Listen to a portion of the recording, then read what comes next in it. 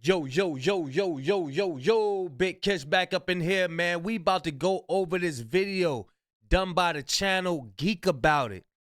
I looked at like 2 minutes of this video and I seen the vibes about it. I was like, yo, this is a dope video. And also, I'm gonna go over the title. The title reads, Kendrick Lamar's extremely dark and violent past detailed.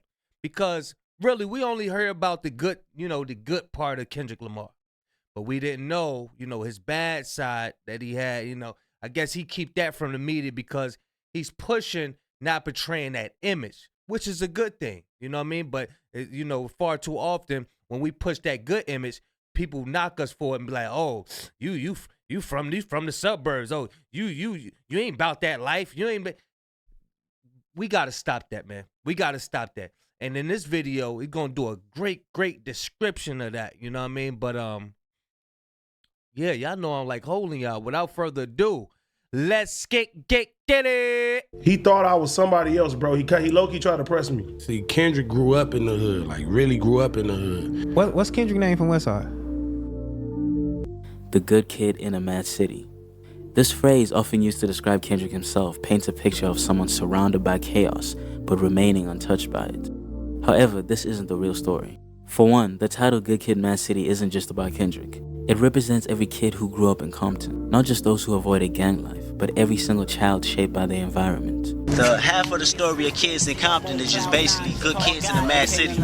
I feel that we all good kids in a mad city. You know what I mean? It all stems from being a kid and it's just the shit you exposed to. You know what I mean? I was exposed to it too. No one is born evil. It's the circumstances and environments we grow up in that mold us. The album captures this universal experience, reflecting on how good people can be pushed to do terrible things. Being a product of your environment. And when you make it out of that, you are a very strong individual. Don't let nobody trick you out your spot. Do not let nobody trick you out your spot. If you came from the hood, you came from the gutter, you came from the trenches, and you live a new life, don't let none of these knucklehead dudes tell you, oh, nah, I see you ain't about that life. You soft. Bruh, don't let nobody trick you out your spot. You made it this far, you keep on going, bro. Kendrick, like many others from his neighborhood, did some of these terrible things. I don't think they really understand the story all the way. As far as I put out there, I'm just the good kid in the mad city. You know what I mean? I put out the positive out there, but they don't know the negatives I had to go through yet. I told them I went to school and I got straight A's, but I didn't tell them that I was out there with the streets, in the streets with the homies.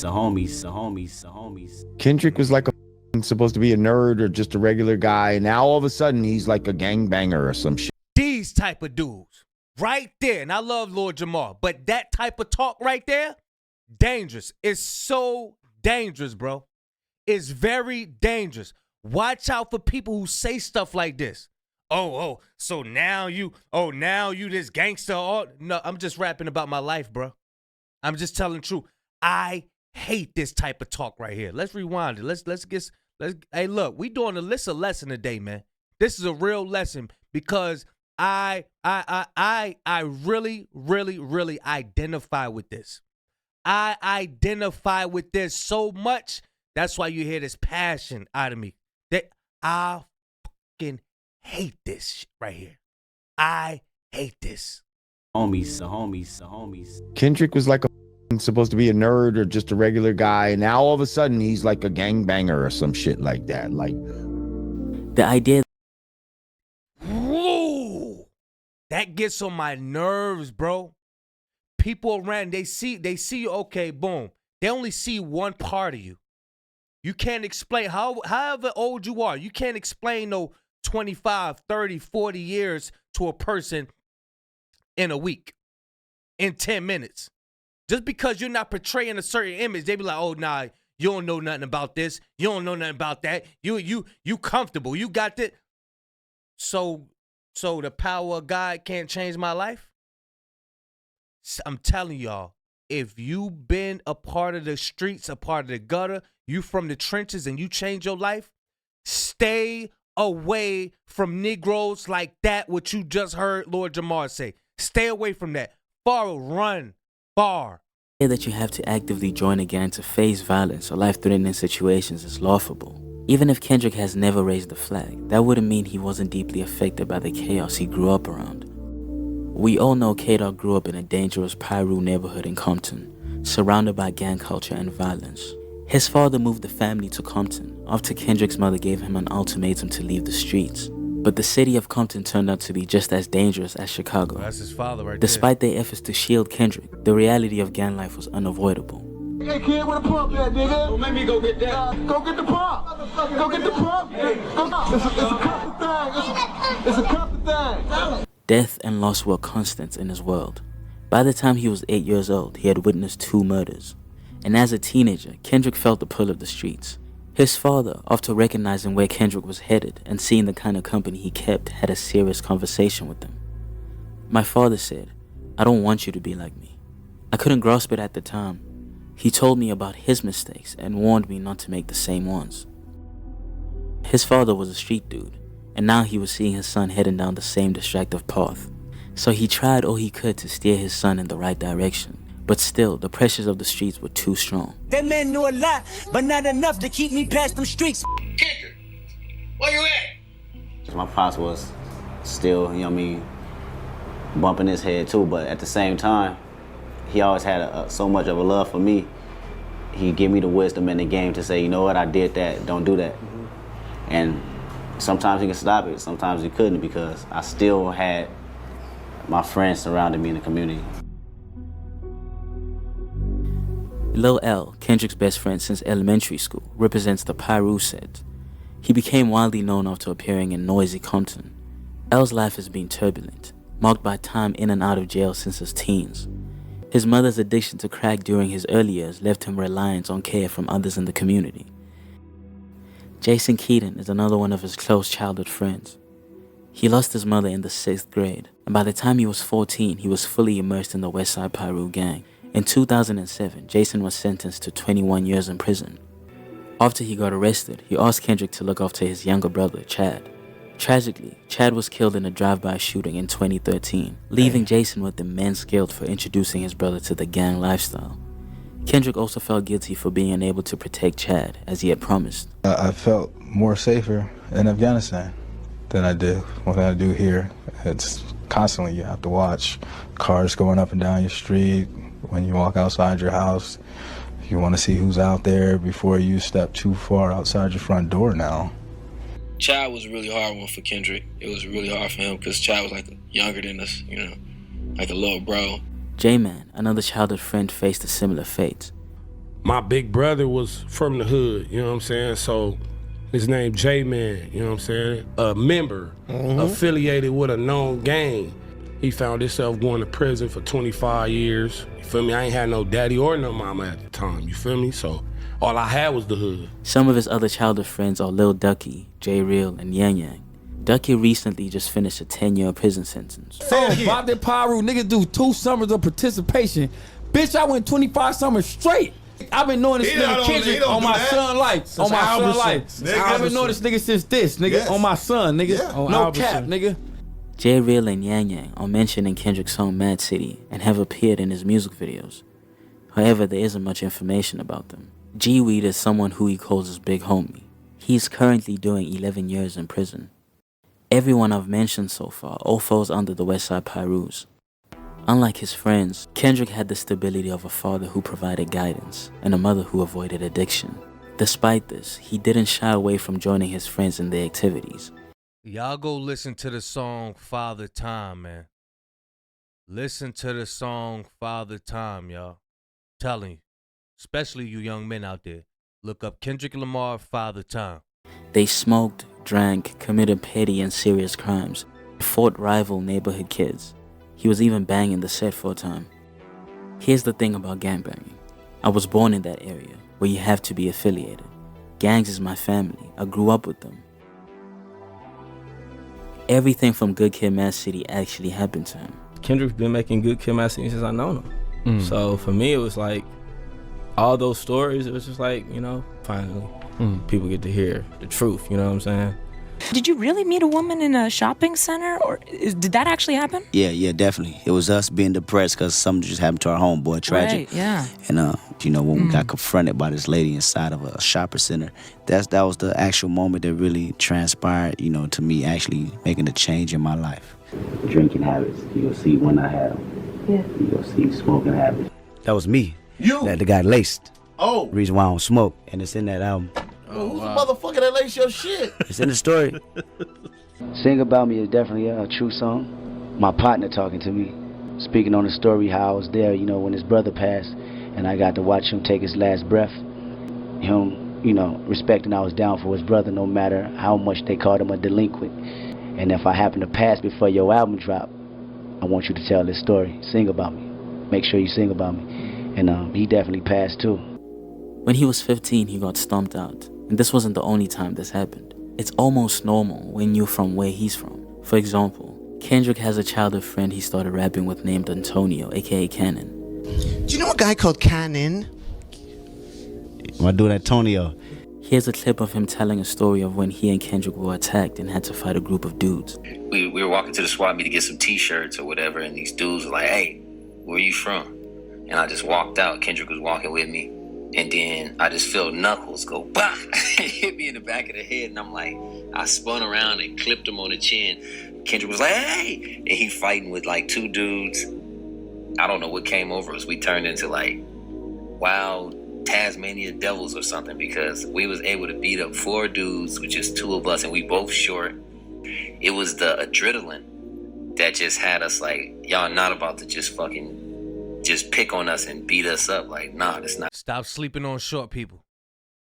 Stop sleeping on short people. Their agility is way quicker than somebody that's huge, way faster. Happening. Eventually, Kendrick started to realize how lucky he was. He had everything his friends didn't: loving and supporting parents, and a talent that could help him escape his environment. At the same time, he was also starting to see the consequences of their choices. I was probably the only one in America with an actual active father in his life. I don't know. Well, at least in. But a dumbass dude, somebody dumb as hell, would take that. Oh, you had your father, so you had your father because you ain't grow up like that. I'm telling y'all, bro, y'all stay away from these Negroes that are always trying to downplay anything that's positive. Anything that's positive, they try to downplay it. Stay away from them type of dudes, man. They detrimental. In Compton, I bumped my head a few times, but what they didn't have, what I had was somebody to say, "All right, you bumped your head. Now you see what happened? You in back of a police car. See what happened? You at the station." In one interview, Kendrick recalled picking up his best friend Lil L and pleading with him to join him at the studio. But L refused, saying that he had to put in work and do his thing. Hours later, he was arrested. What struck him most was the realization that if he hadn't been in the studio, he would have definitely been with L, committing the same crime, and he'd likely have gone to jail too. From that moment on, their paths diverged. In a 2011 interview, Kendrick admitted he was almost sent to prison himself. He had been arrested and often faced dangerous encounters with police. To this day, Kendrick avoids sharing specifics about that period of his life. He knows how people fixate on negativity, and he doesn't want to glorify a lifestyle that destroyed so many of his loved ones. Instead, he's committed to being a voice of change. When you think of Compton, all you think about, glorifying street violence. Me coming from the area, seeing all my uncles and really seeing that lifestyle, I want to, bring something different to the table. And from Compton, I could have easily came out and said, I did this, I did that. I done killed a whole bunch of niggas, I done. You know what I'm saying? I'd rather talk about something a little bit more deeper than that. The reasons and the problem and the solutions behind it. He sees his role as a person who's showing a better path, even though the darkness of his past still seeps into his music and words. This is the side of himself he tries to hide from the public, the hot-headed shadow self, as his partner Dave Free calls it. In a 2022 W magazine interview, Dave reflected on the side of Kendrick. Those moments when we would get impressed, or me seeing that side of Kendrick which people don't know. I've seen that side of him where he'd be a poet in one moment, but then he'd be protecting himself or his family. Through it all, Kendrick chose to rise above. Most of his friends didn't get that chance, and that's why he refuses to romanticize the streets. First off, RP to my nigga S Braze, my nigga Chad, and my big homie Pup. I do it for them, but that shit hurted when they took my niggas away from me, man. Shit, all of them died gunshots. You know, got killed. This person takes somebody you love, you feel like you want to go get some revenge. You know what I'm saying? Like, seeing him battle with that on the road was like hard because it's like, it was real. It's like, Forgiving his friend's killers was an emotional burden, made heavier by the guilt of leaving his friends that were trapped back home. His friend G-Weed was shot in the head and then right after sent to prison for 11 years. Another friend from the neighborhood, Key Richards, was killed a few years ago. He gave him a little tribute while he was performing on SNL. Because of all the people he's lost, he has made it a priority to uplift his community and give back to those he grew up with that are still around.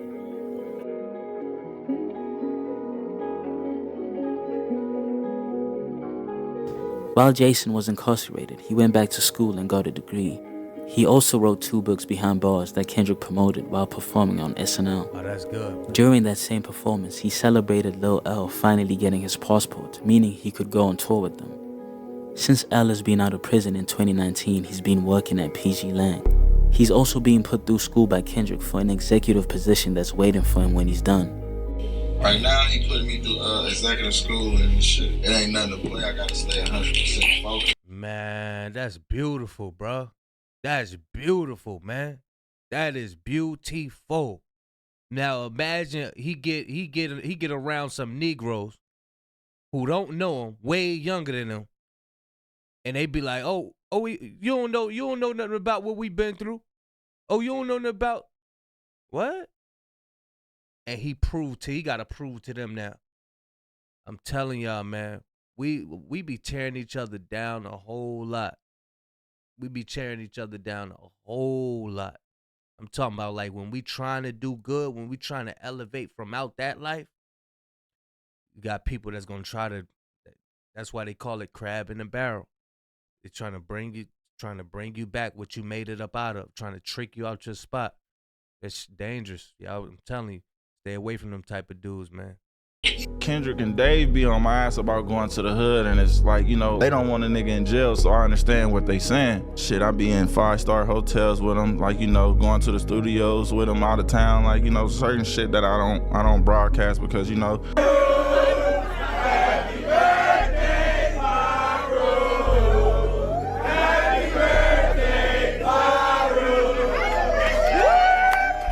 J Real, Ducky, and Richie also work at the company.